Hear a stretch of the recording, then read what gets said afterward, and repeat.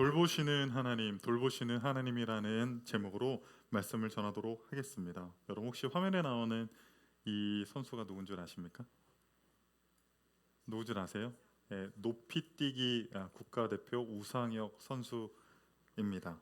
네, 이분이 이제 지난 파리 올림픽에 출전을 해서 메달은 못 땄어요. 이제 7위에 그치기는 했으나 우리나라 높이뛰기 선수 역사상 올림픽을 2회 연속 본선으로, 그러니까 도쿄 올림픽이랑 파리 올림픽에 이렇게 2회 연속 본선에 출전한 선수는 처음이라고 합니다. 근데 이 선수가요, 2018년도에 잦은 부상과 함께 슬럼프가 왔습니다. 운동선수에게 부상 또 슬럼프는 선수 생명을 위협하기도 합니다. 그래서 부상으로 인해서 슬럼프가 오면 다시 복귀하는 것도 좀 어려울 수 있습니다. 그리고 사실은 높이뛰기는 이렇게 인기 종목이 아니잖아요. 비인기 종목들은 사실은 그렇게 돈이 되지도 않습니다. 그런데요, 이제 부상과 슬럼프가 같이 와서 이제 선수 생활을 마감하려고 할 때 한 코치가 이 우상혁 선수에게 다가옵니다. 그 사람의 이름은 김도균 코치입니다. 김도균 코치가 이 선수에게 와서 내가 도와줄 테니까 다시 한번 해보자고. 내가 볼 때는 너 충분히 세계적인 선수가 될 수 있을 거라고 격려하고 내가 돕겠다라고 했어요.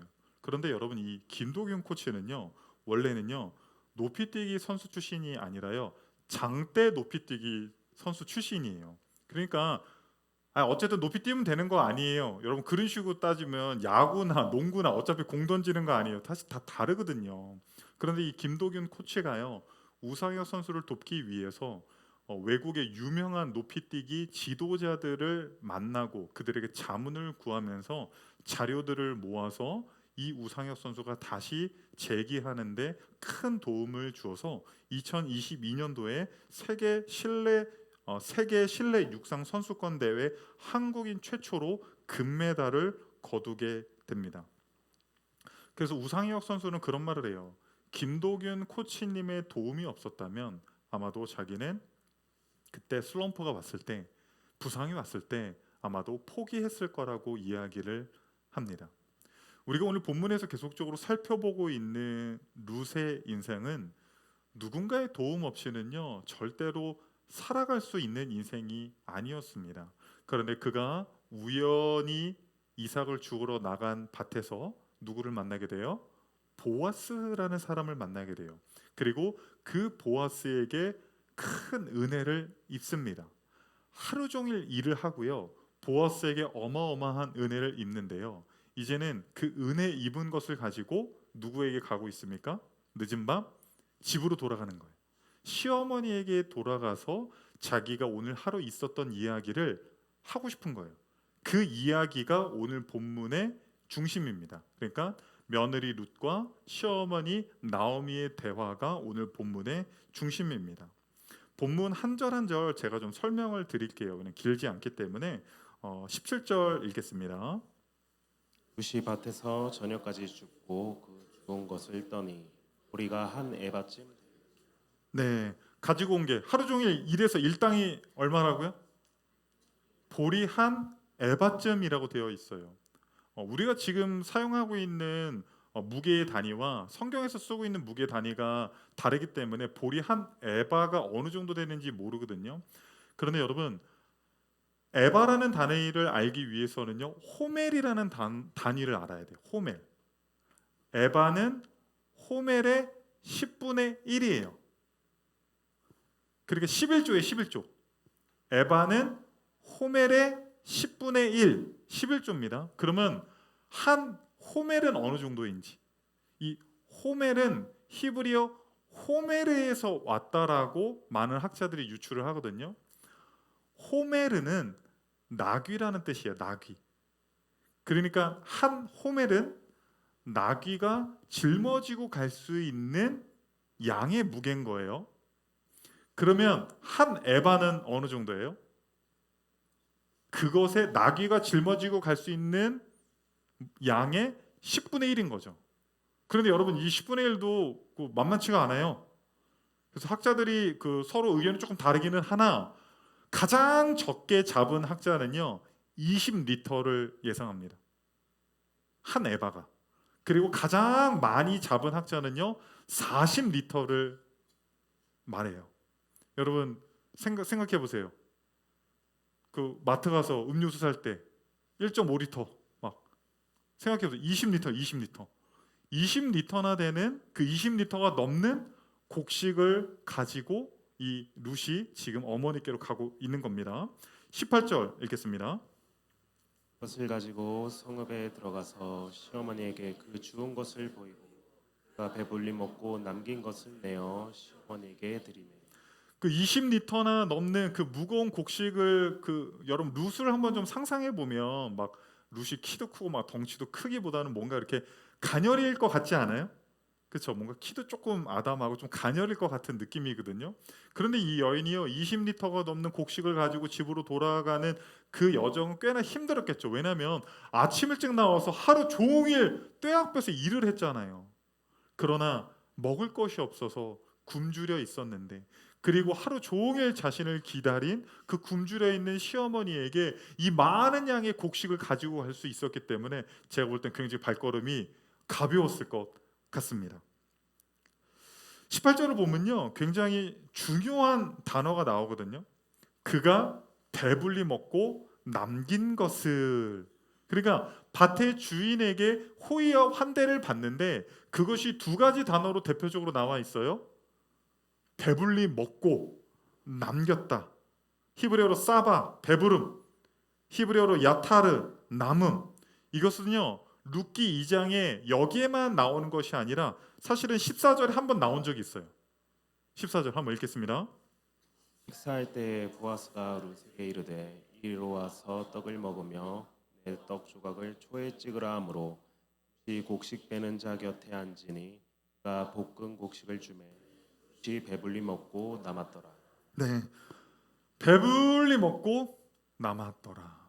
지금 나오미와 룻의 상태가 어떻습니까? 의지할 사람도 없고 누군가의 돌봄이 없이는 살아갈 수 없는, 정말 줄임배를 움켜쥐고 이삭을 주우러 나왔다가 배불리 먹고 남을 뿐만 아니라 한 에바나 되는 곡식을 가지고 가서 어머니에게 드릴 수 있는, 이것은 단순히 하나님께서 나오미와 룻의 인생에 육적인 것만 배부르게 먹고 남기게 하시는 것이 아니라 무언가 하나님께서 그들의 인생 가운데 결핍되어 있는 것들을 채우시려고 하는 어떤 그런 힌트와 그림자들을 우리들에게 보여주고 있다라는 것입니다. 19절 읽겠습니다. 시어머니가 그에게 이르되 오늘 어디서 주었느냐 어디서 일을 하였느냐 너를 돌본 자에게 복이 있기를 원하노라 하니 룻이 누구에게서 일했는지를 시어머니에게 알게 하여 이르되 오늘 일하게 한 사람의 이름은 보아스니이다 하는지라. 네, 여기서 이제 돌보다라고 하는 히브리어 단어는 나카르라고 하는 단어인데 이 단어 역시도 그 전에 쓰인 적이 있어요. 룻기 2장 10절에서 룻이 보아스에게 나는 이방 여인이거늘 당신이 어찌하여 나를 돌보십니까? 나를 낙하를 하십니까? 그러니까 룻이 보아스에게 보아스는 나를 돌보셨습니다라고 이야기를 했어요. 그런데 시어머니 역시도 아직은 보아스인지 몰라요. 그런데 그 사람이 너를 돌봤다. 나오미와 룻 누군가의 돌봄 없이는 살아갈 수 없는 존재들인데 이제 하나님께서 그들을 돌볼 수 있는, 단순히 육적으로 배부르게만 할 수 있는 것이 아니라 그들의 결핍을 배부르게 먹이고도 남을 뿐만 아니라 그들의 인생을 완전히 돌볼 수 있는 한 사람을 예비하고 있다라는 것을 룻기 저자가 계속적으로 우리들에게 힌트를 줍니다. 그런데 시어머니와 며느리가요 말이 좀 안 통해요. 무슨 말이냐면요, 약간 동문서답을 하고 있어요. 너 어디서 일했어? 라고 물어봤거든요. 우리 교회 청년 중에서요 출장을 많이 가는 청년이 있습니다. 제가 너 한 주간 어디 갔었니? 그러면 울산 갔었어요. 뭐 부산 갔었어요. 인천 갔었어요. 이렇게 저에게 이야기를 합니다. 그런데 제가 그 청년에게 너 어디 갔었니? 근데 저 김 부장님이랑 일했어요. 저 이번에 누구 뭐 박 과장님이랑 일했습니다. 그렇게 이야기한 적이 한 번도 없어요. 나오미가 너 어디서 일했니? 라고 분명히 장소를 물어봤거든요. 그런데 룻이 어떻게 대답하냐면요, 혀가 길어요. 보았습니다 이렇게 이야기를 안 해요. 이게요, 히브리어 문구도 그렇게 되어 있고요, 한글 개역 개정 성경도 동일하게 되어 있는데요, 중요한 사람을 나중에 이야기해요. 오늘 나로 하여금 일하게 한 그 사람의 이름은, 여러분 조용필은 언제 나와요? 조용필 몰라요? 서태지는 언제 나와요? 서태지도 몰라요? BTS는 언제 나와요? 여러분 중요한 사람은 제일 나중에 나오죠. 그래서 루시어 중요한 사람을 가장 나중에 소개합니다. 오늘 일하게 한 사람의 이름은 보았습니다. 보았습니다. 그러자 나오미가 흥분을 합니다. 20절 읽겠습니다. 나오미가 자기 며느리에게 이르되 그가 여호와로부터 복 받기를 원하노라. 그가 살아있는 자와 죽은 자에게 내 베푸기를 그치지 아니하도다 하고, 나오미가 또 그에게 이르되 그 사람은 우리와 가까우니 우리 기업을 물을 자 중에 하나이니. 보아스라는 이름을 듣자 그 축복이 팍 터져 나와요.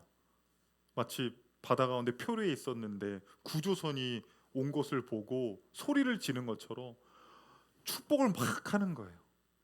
그러면서 뭐라고 이야기합니까? 그 사람이 산자와 죽은 자에게 은혜를 베푼다라는 이야기를 하거든요. 살아있는 자에게 은혜를 베풀었어요. 룻에게 보리 한 앱 하나 주었고, 그리고 계속적으로 일할 수 있는 그 은혜를 베풉니다. 그런데 죽은 자에게 어떻게 은혜를 베풀어요? 죽은 자에게? 그는 기업 물을 자이기 때문에 죽은 자에게도 은혜를 베풀 수 있어요. 여러분 율법에 명시되어 있기로는요, 기업을 물은다라고 하는 것은 고엘 제도라고 하거든요. 히브리어로 고엘 제도라고 하는데, 이 제도가 어떤 제도냐면요, 어떤 사람이 누군가에게 살인을 당했어요. 그러면 형제 중에, 형제가 없으면 가까운 친족이 가서 피해 복수를 하라는 것이 아니라 그것을 장로들에게 이야기해서, 지금으로 따지면 그 고소를 하라는 거예요. 명명백백하게 그 일에 대해서 밝혀달라고 고소를 하라는 것입니다. 두 번째는요, 땅 무르기가 있었어요. 땅 무르기는 뭐냐면요, 땅은 누구 거냐면요, 하나님 거예요. 하나님 거. 하나님 거. 그래서 이스라엘은 땅이 하나님 건데 하나님이 각 지파에게 분배를 해줬잖아요. 그리고 지파 내에서도 각 사람에게 분배를 해줘서 땅은 하나님의 것이기 때문에 어떤 사람이 사정이 생겨서 땅을 담보로 팔았어요.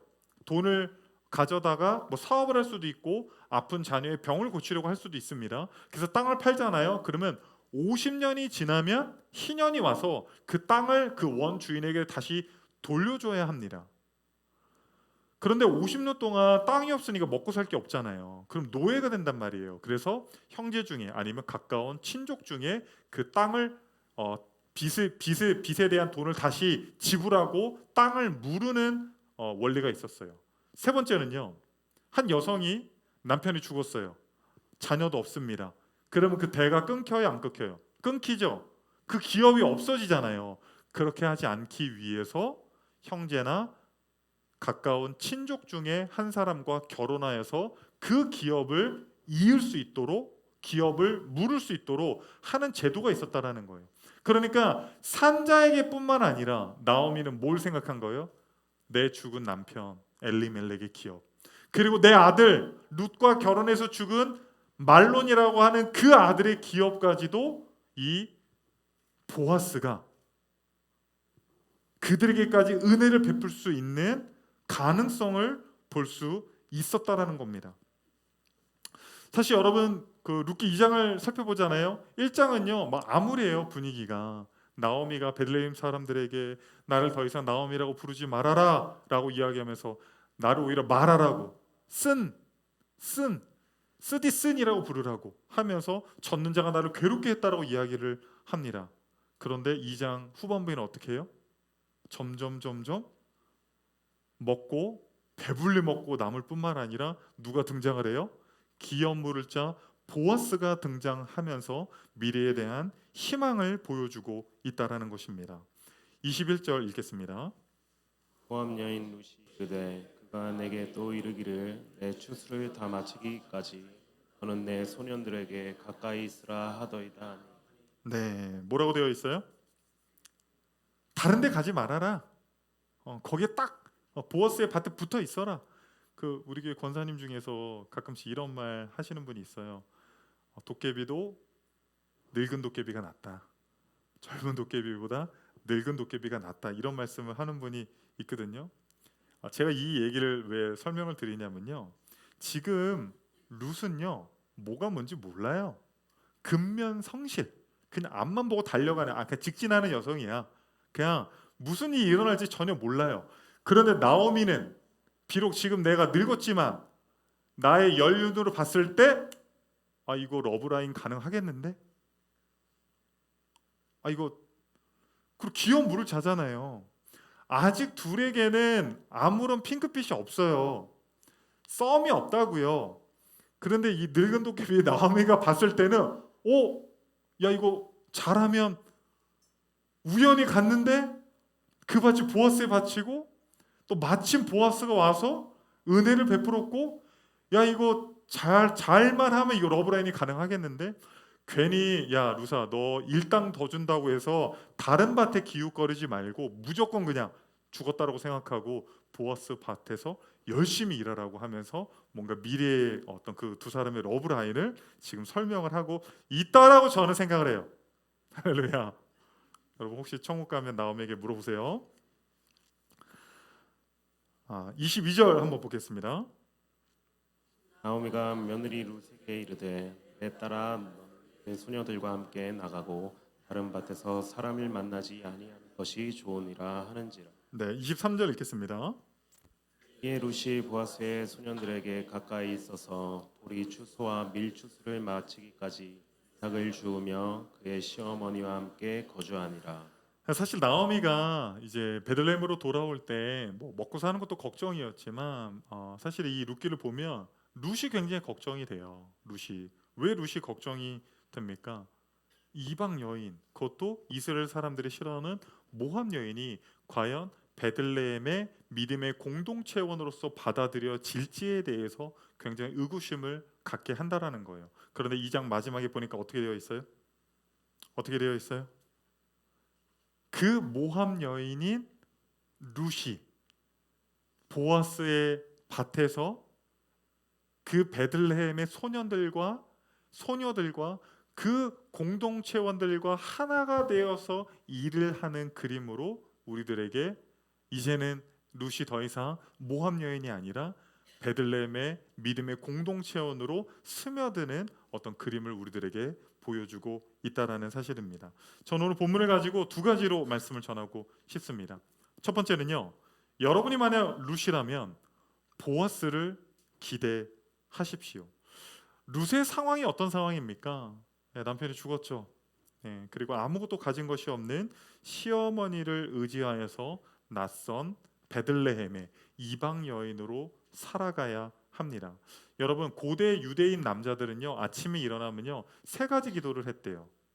첫 번째 기도는 무엇이냐면 자신이 이방인이 아니라 유대인인 것을 감사했답니다. 두 번째 기도는 무엇이냐면 자신이 여자가 아니라 남자인 것을 감사기도 드렸다고 합니다.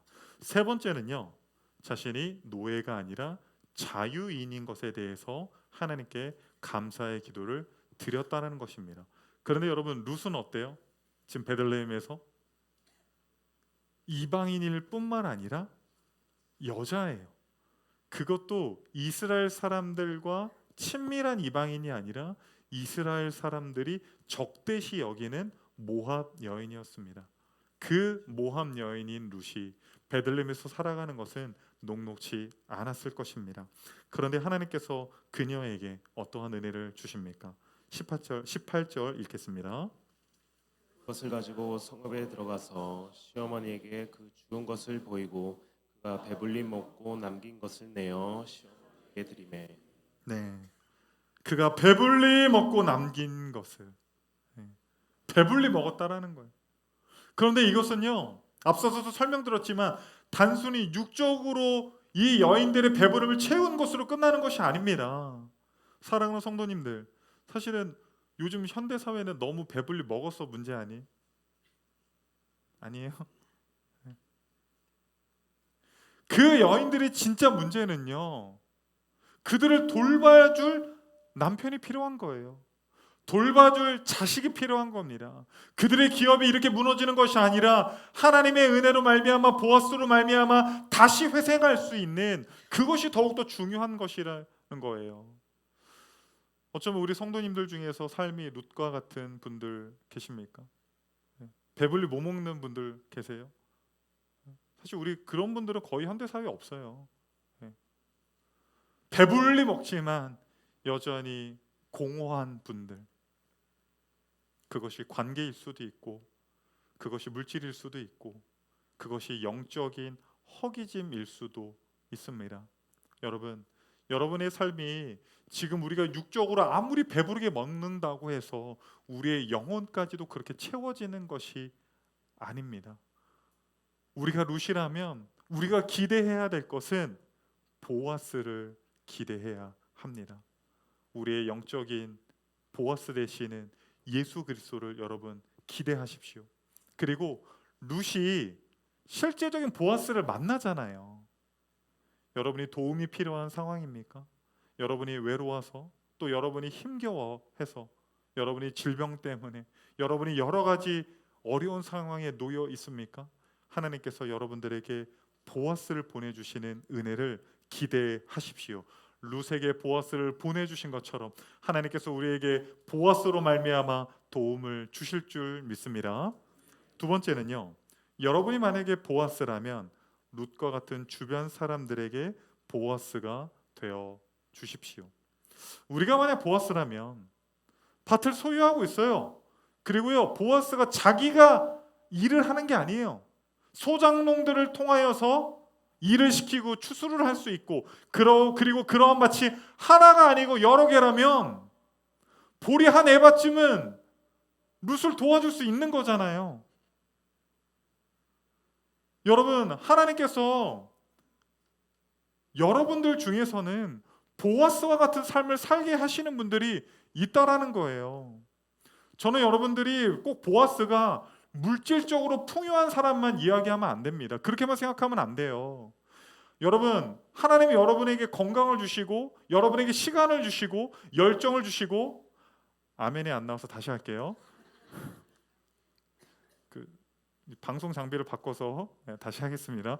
여러분에게 건강을 주시고 시간을 주시고 은혜를 주시고 열정을 주시고 우리에게 보아스와 같은 달란트를 주셨다라는 거예요. 여러분, 언제까지 건강할 것 같아요? 제가 그 후렴 부분에서 두 손 높이 들고 찬양하는 거 되게 좋아해요. 근데 제가 두 손 높이 들고 찬양합시다 이렇게 할 때요, 어깨가 아파서, 권사님들 중에서 어깨가 아파서 두 손 높이 못 드시는 분이 있어요. 그분이 어떻게 드시는 줄 아세요? 이렇게. 근데요, 저는 그게 너무 귀해요. 귀엽잖아요. 한번 이렇게 하고 옆 사람 봐봐요. 나 귀엽지? 그래, 네 귀엽다 말하지 말고.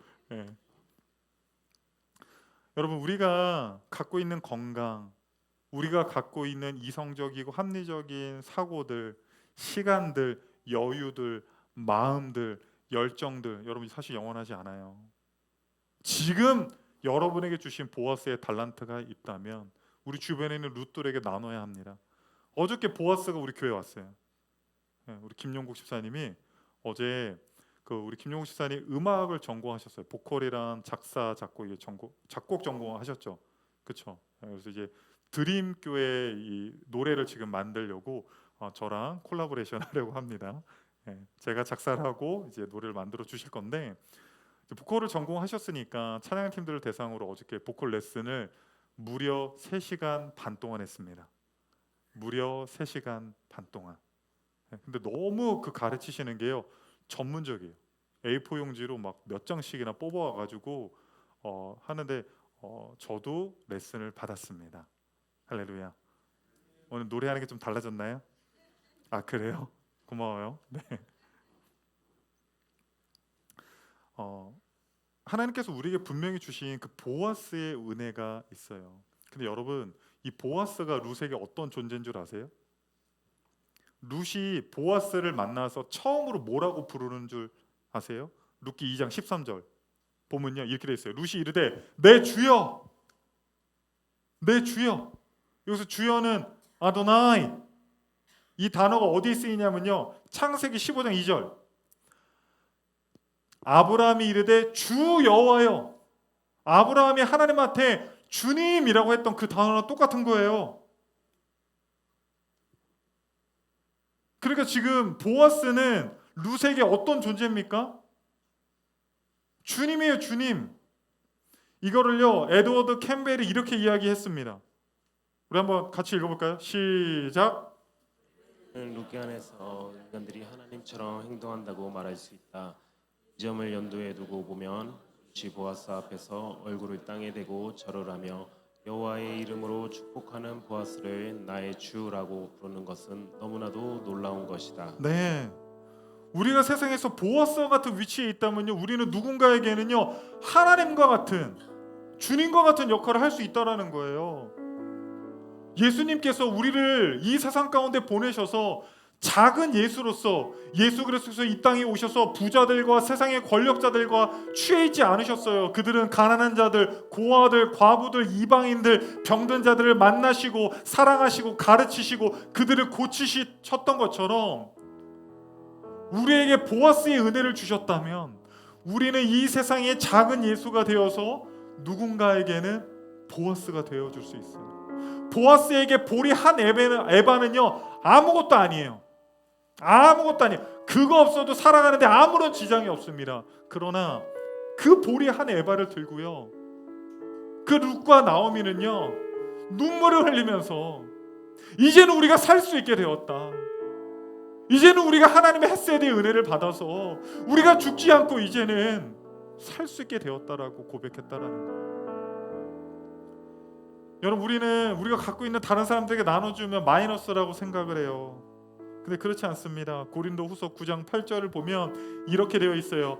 하나님이 능히 모든 은혜를 너에게 넘치게 하시나니 이는 너희로 모든 일에 항상 모든 것이 넉넉하여 모든 착한 일을 넘치게 하게 하려 하심이라. 고린도후서 9장 전체는요, 사도 바울이 가난한 성도들에게 연보하는 거, 헌금하는 거, 그 부분에 대해서 이야기하고 있는 건데요, 인색하게 하지 말아라. 좀 자원하는 심령으로 해라. 너희들이 그렇게 하면 너희들이 너희의 삶 가운데 보아스와 같이 작은 예수와 같이 그렇게 나누어주고 다른 사람들에게 보리 한 에바를 베풀면, 지금 넘치게 한다라는 표현, 넉넉하다는 표현이 몇 번이나 돼 있습니까? 우리가 나누어 줄수록 하나님께서 여러분의 모든 삶의 영역에서 더욱더 넉넉하게 차고 넘치게 하실 줄 믿습니다. 사랑하는 성도님들, 여러분들도 어쩌면 그 아까 처음에 봤던 우상혁 그 선수처럼 슬럼프 때문에, 또 부상 때문에, 여러 가지 문제 때문에 낙심해서 넘어져 있는 성도님들 계십니까? 하나님께서 여러분이 만약에 룻이라면 여러분에게 보아스를 보내주실 줄 믿습니다. 그리고 만약에 여러분이 보아스라면 이제는 눈을 들어서 주변에 있는 룻과 같은 사람들을 돌아보기를 바랍니다. 우리는 아무것도 아닌, 우리에게는 그 있으나 마나한 그 보리 한 에바 때문에 누군가에게는 지옥에서 천국으로 예수 그리스도를 만나는 경험이 될 수 있습니다.